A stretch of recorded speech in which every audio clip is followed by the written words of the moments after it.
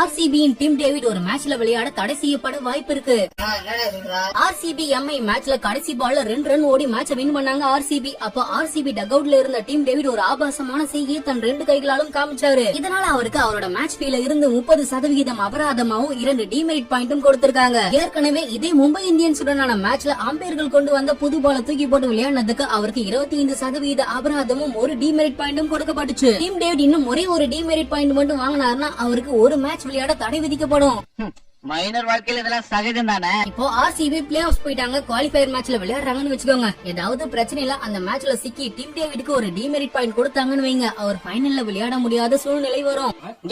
என்ன ஒரு பாசிட்டிவா பேசணும்னு பார்த்தா தர்தினியம் முடிச்ச மாதிரி பேசிட்டு இருக்கேன். இன்னும் லீக் ஸ்டேஜஸ்ல கேகேஆர், பஞ்சாப் கிங்ஸ் மற்றும் எஸ்ஆர்எச் கூட மட்டும்தான் ஆர்சிபிக்கு மேட்ச் இருக்கு. இந்த 3 மேட்ச்ல ஒரு மேட்ச் ஜெயிச்சா பிளே ஆஃப்ஸ் கன்ஃபார்ம் பண்ணலாம். 2ல இருந்து 3 மேட்ச் ஜெயிச்சா முதல் 2 இடத்துல லீக் ஸ்டேஜஸ் முடிச்சு குவாலிஃபயர் 1க்கு தகுதி பெறலாம். வரப்போறது எல்லாமே முக்கியமான மேட்ச் டீம் டேவிட் ஐயா. சோ கோபத்தை கொஞ்சம் கண்ட்ரோல் பண்ணுங்க.